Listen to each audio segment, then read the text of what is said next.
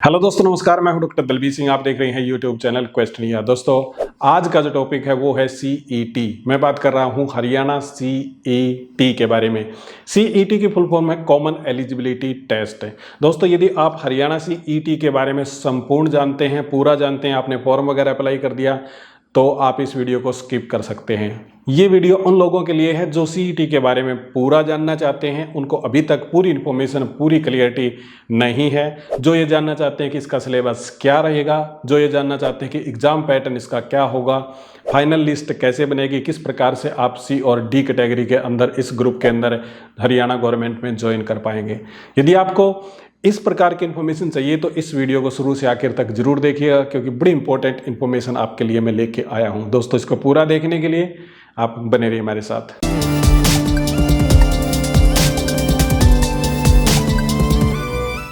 दोस्तों, एक बार फिर से आपका स्वागत है। यहाँ पे सीईटी की फुल फॉर्म है common eligibility test. Common eligibility test का मतलब है कि सब लोगों के लिए एक कॉमन टेस्ट यहाँ पे निर्धारित किया गया है कि कौन सब लोग इसके अंदर आते हैं। जो कैंडिडेट ग्रुप सी के अंदर या ग्रुप डी के अंदर हरियाणा के अंदर गवर्नमेंट एम्प्लॉय बनना चाहते हैं, या फिर वो गवर्नमेंट जॉब चाहते हैं हरियाणा के अंदर सी कैटेगरी के अंदर और डी कैटेगरी के अंदर।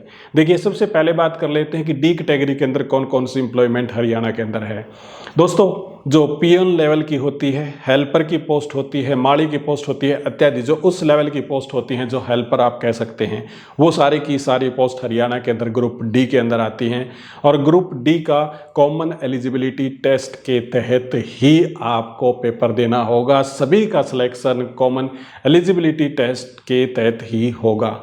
अब दूसरी बात पे आते हैं दोस्तों, सी कैटेगरी की। सी कैटेगरी के अंदर कौन कौन सी एम्प्लॉयमेंट इसके अंदर आती है। सी कैटेगरी के अंदर आती हैं दोस्तों, जैसे सबसे बड़ा ग्रुप है यहाँ पे क्लैरिकल का। सभी प्रकार की हरियाणा गवर्नमेंट के अंदर जो क्लैरिकल पोस्ट हैं वो सीईटी के अंदर हैं। इसी के साथ में पुलिस डिपार्टमेंट की वो जो सिंपल सिपाही के तौर पे भर्ती होती हैं वो सीईटी के तहत शामिल की गई हैं, क्योंकि सीईटी में जो पुलिस देना है बहुत बड़े ग्रुप को इनवाइट करना है, क्योंकि बहुत ज़्यादा एम्प्लॉयमेंट है हरियाणा पुलिस के अंदर। अब बात करते हैं इसके साथ में कौन कौन आते हैं। जैसे पटवारी लेवल की पोस्ट हैं वो इसी के अंदर आती हैं। मतलब आप ये कह सकते हैं कि सी कैटेगरी के तहत आने वाली सभी पोस्ट किसी भी लेवल की हों, वो कॉमन एलिजिबिलिटी टेस्ट के तहत ही फिल की जाएंगी, भरी जाएंगी। परंतु एक इम्पोर्टेंट इन्फॉर्मेशन यहाँ पे ये है कि इसमें एजुकेशन की एम्प्लॉयमेंट नहीं आएगी, क्योंकि हरियाणा गवर्नमेंट में, यानी कि हरियाणा की यदि आप बात करें, जेबीटी जिसको जूनियर बेसिक टीचर कहते हैं, या पीआरटी जिसको प्राइमरी टीचर कहते हैं, ये भी सी कैटेगरी के अंदर आते हैं, परंतु ये एक्सक्लूड किए गए हैं सीईटी से, यानी कि कॉमन एलिजिबिलिटी टेस्ट से। इनकी अलग से भर्ती होगी, इनका अलग से शेड्यूल होगा, उनकी रिक्रूटमेंट अलग से होगी हरियाणा गवर्नमेंट में। तो यहाँ पे सबसे इंपॉर्टेंट बात क्या है कि सी और डी कैटेगरी की सभी पोस्ट भरी जाएंगी, परंतु टीचर्स को एक्सक्लूड कर दिया गया है। अब बात ये करते हैं कि इसमें बेसिक सी क्वालिफिकेशन क्या होगी। बेसिक सी क्वालिफिकेशन इसके अंदर +2 होगी, यानी कि जो कैंडिडेट +2 पास हैं उनको single time, one time registration करना होगा हरियाणा स्टाफ सिलेक्शन कमीशन की वेबसाइट पे जाके, यानी कि HSSC के तहत वन टाइम रजिस्ट्रेशन यहाँ पे मांगा गया है। और एक बार आपने रजिस्ट्रेशन कर दिया तो फिर उसके बाद में आप सीईटी के लिए एलिजिबल हो जाएंगे। उसकी एक निर्धारित फीस है, उस फीस को पे करने के बाद में आप सीईटी पास करेंगे। इसकी वैलिडिटी होगी 3 साल तक, यानी कि आपको या तो 3 साल तक जॉब हरियाणा के अंदर मिल जाती है यदि आपकी मेरिट हाई है। यदि 3 साल तक आप जॉब प्राप्त करने में एलिजिबल नहीं होते हैं, यानी कि जॉब आपको नहीं मिलती है, तो फिर उसके बाद में 3 साल के बाद में आपको फिर से सीईटी क्लियर करना पड़ेगा, यानी कि कॉमन एलिजिबिलिटी टेस्ट दोबारा से आपको पास करना पड़ेगा और फिर जाके आप एलिजिबल होंगे। दोस्तों, अब चलते हैं दूसरे पॉइंट पे। दूसरा पॉइंट है हमारे सामने डॉक्यूमेंट्स का। अब यदि सीईटी के तहत आप अप्लाई करते हैं तो कौन कौन से डॉक्यूमेंट्स की आपको रिक्वायरमेंट होगी। सबसे पहली बात तो आपकी बेसिक क्वालिफिकेशन की। बेसिक क्वालिफिकेशन मैंने पहले पॉइंट में आपको बताई थी कि क्वालिफिकेशन आपकी चाहिए +2 पास। +2 पास के साथ में +2 की आपकी मार्कशीट की कॉपी, या फिर +2 आप क्लियर कट ऑफ डेट तक पास होने चाहिए। इसके साथ में 10th क्लास की मार्कशीट की कॉपी भी यहाँ पे चाहिए। दोनों का एक्चुअल में क्या है कि +2 की एलिजिबिलिटी के आधार पे तो आपको जॉब मिलेगी, और 10th के आधार पे आपकी डेट ऑफ बर्थ चेक की जाएगी, क्योंकि डेट ऑफ बर्थ बहुत इंपॉर्टेंट है और सबसे वैलिड प्रूफ आज तक जो माना गया डेट ऑफ बर्थ के लिए वो 10th क्लास की मार्कशीट ही माना गया है। इसके साथ में दोस्तों आपको चाहिएगा एक वैलिड आईडी, जैसे कि आधार कार्ड या फिर कोई और भी आईडी हो सकती है। 20-21 तरह की एक्चुअल में आईडी हरियाणा के अंदर चलती हैं, परंतु आधार कार्ड मोटे तौर पे मान्य रहा है। इसके साथ में फैमिली आईडी आपकी चाहिए। हरियाणा गवर्नमेंट सब लोगों की जो हरियाणा के अंदर रहने वाले हैं उनकी फैमिली आईडी बनाई हुई है।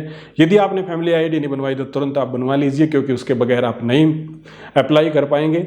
और यदि आप बाहर के हैं तो आपकी फैमिली आईडी की ज़रूरत फिर नहीं पड़ेगी। फिर उसके बाद में हरियाणा बोनाफाइड रेजिडेंट सर्टिफिकेट जिसको बोलते हैं, फिर हरियाणा डोमिसाइल इसको ऐसा बोलते हैं, तो वो सर्टिफिकेट भी आपको चाहिए। यदि आप किसी रिजर्वेशन के अंदर आते हैं तो आपको रिजर्वेशन का सर्टिफिकेट, फॉर एग्जांपल आप शेड्यूल कास्ट से हैं तो शेड्यूल कास्ट का सर्टिफिकेट, यदि आप एम्प्लॉई हैं या फिर मतलब एक्स सर्विसमैन हैं तो उसका सर्टिफिकेट आपको चाहिएगा। इसी के साथ में दोस्तों यदि आप सोशल मार्क्स की बात करते हैं ना, सोशल इकोनॉमिक बैकग्राउंड के आधार पर यदि आपको मार्क्स मिलते हैं तो वो 5 नंबर जो अवार्ड आपको किए जाएंगे ना, वो सर्टिफिकेट आपको चाहिएगा। अब सोशल इकोनॉमिक बैकग्राउंड के आधार पर 2.5 नंबर दिए गए हैं और 2.5 नंबर आपके दिए गए यदि आपके परिवार में कोई भी गवर्नमेंट जॉब पे नहीं है, तो वो सर्टिफिकेट भी आपको यहाँ पे चाहिएगा। और इसके अलावा क्या चाहिएगा, डिजिटल आपका फोटोग्राफ चाहिएगा, डिजिटल आपकी सिग्नेचर चाहिएंगे, वैलिड आपका मोबाइल नंबर चाहिएगा और वैलिड आपकी ईमेल आईडी यहाँ पे चाहिए। यदि ये चीज़ें आपके पास नहीं है तो तुरंत ही मैं कहूँगा कि ये डॉक्यूमेंट्स आप बनवा लीजिएगा, नहीं तो आपको सीईटी में अड़चन आने वाली है। दोस्तों अब चलते हैं नेक्स्ट टॉपिक पे, और नेक्स्ट टॉपिक है हमारे सामने एग्जाम पैटर्न का। एग्जाम पैटर्न क्या होगा, यदि आप सीईटी के तहत अप्लाई करते हैं तो आप पूरे पैटर्न को 2 भागों में बांट दीजिए। पहला है 75 मार्क्स का और दूसरा है 25 मार्क्स का। 75 मार्क्स का आपका जनरल टेस्ट होगा। जनरल टेस्ट के अंदर सिलेबस में बता दूंगा कि आपको कौन कौन से टॉपिक तैयार करने हैं, कौन कौन सा सब्जेक्ट आपके इसके अंदर कवर किए जाएंगे। परंतु 25% जो मार्क्स आपके निर्धारित किए गए हैं वो किए गए हैं हरियाणा जनरल अवेयरनेस के। तो हरियाणा जनरल अवेयरनेस से रिलेटेड आपके 25 क्वेश्चन होंगे। इसके अंदर हरियाणा की culture, sports, geography, history, political science, वो सारी चीज़ें इसके तहत कवर की जाएंगी। इकोनॉमी भी इसके अंदर तहत कवर होगी, जिसको हम ये कह सकते हैं कि हरियाणा के बारे में आपको मतलब up to the mark knowledge होना चाहिए। बाकी 75% के तहत बाकी एग्जाम आपका पैटर्न होगा, 100 नंबर का टेस्ट होगा। और एक्चुअल में यदि मैं पैटर्न की बताऊं तो 100 नंबर का टेस्ट नहीं बल्कि 95 मार्क्स का टेस्ट होगा। अब यहाँ पे ना यदि हम जो नोटिफिकेशन आया था सीईटी का उसको ध्यान से देखते हैं तो एक प्रॉब्लम आती है, वो आती है एग्जाम्पल की।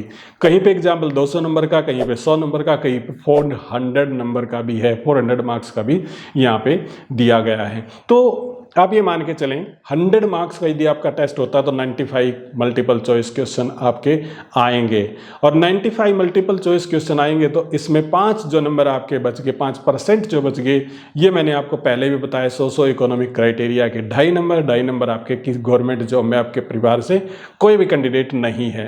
अब यदि 200 पे चले जाएं तो ये रेशो बढ़ के हो जाएगा 190 हो जाएगा, और यदि आप 400 पे जाएंगे तो ये हो जाएगा 380, यानी कि 20 नंबर फिर आपके बच जाएंगे सोशो इकोनॉमिक के, और बाकी जो आपका बच गया मतलब फैमिली के अंदर कोई भी जॉब नहीं है उसके। तो इस प्रकार से रेशो चलेगी। परंतु आपको एग्जाम्पल के तौर पे सीधा मान के चलें, और मान के भी मैं आपको ये कहता हूँ कि 90% मान के ये चले आपका 100 नंबर का टेस्ट होगा, उसके अंदर 95 आपके क्वेश्चन आएंगे, 5% आपके सोशो इकोनॉमी और फैमिली के अंदर जॉब ना होने के जो 5 नंबर है वो निर्धारित होंगे।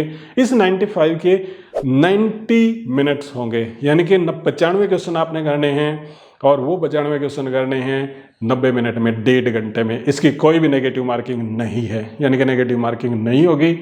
अब ये ऑनलाइन होगा ऑफलाइन होगा इसके बारे में नहीं पता, हो सकता है ये ऑनलाइन हो सकता है दोनों ऑप्शन मिले, ये बाद में पता चलेगा। कब ये टेस्ट होगा, ये अगस्त यानी कि इसी महीने होने की संभावना है, परंतु बहुत बार हरियाणा गवर्नमेंट इसको आगे शिफ्ट कर चुकी है, तो अब भी उम्मीद है कि ये शिफ्ट हो जाए, परंतु हो सकता है जो टेंटेटिव डेट आई है वो अभी अगस्त में ही निर्धारित की गई है। तो दोस्तों ये है इसका एग्जाम पैटर्न। दोस्तों तीसरे पॉइंट पे चलते हैं, और तीसरा पॉइंट है सिलेबस का। सीईटी में सिलेबस क्या होगा, सबसे इंपॉर्टेंट जनरल अवेयरनेस होगी, दूसरी इसके अंदर रीजनिंग होगी, तीसरा इसके अंदर क्वांटिटेटिव एप्टीट्यूड होगा, 3 चीज़ें ये, और चौथे नंबर पे देखा जाए तो लैंग्वेज होगी हिंदी और इंग्लिश।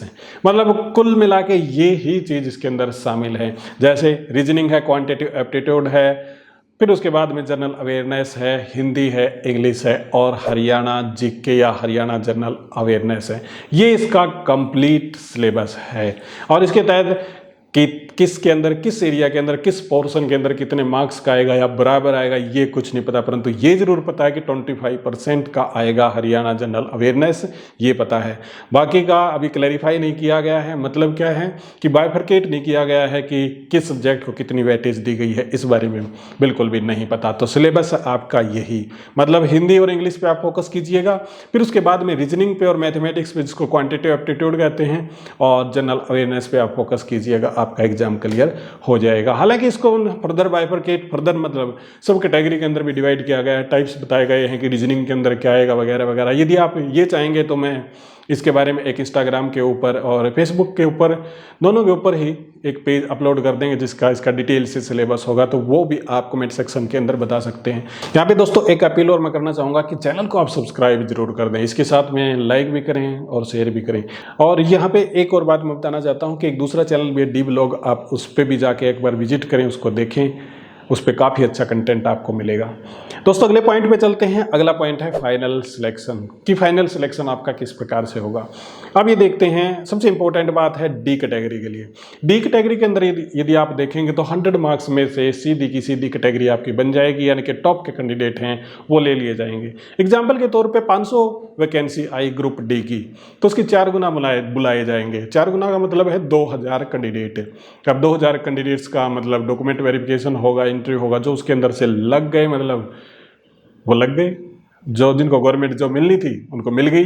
बाकी के कैंडिडेट क्या हैं कि अगली बार के पोस्ट की वेट कीजिएगा। अब ये 3 साल के लिए वैलिड है। 3 साल तक यदि आप गवर्नमेंट जॉब पे नहीं हो पाए सिलेक्ट, तो उसके बाद में आपको दोबारा से सीईटी करना पड़ेगा और फिर दोबारा से आपको लाइन में लगना पड़ेगा। परंतु इसके अंदर एक अच्छी बात है, आप अपने स्कोर को ना हर साल सुधार सकते हैं।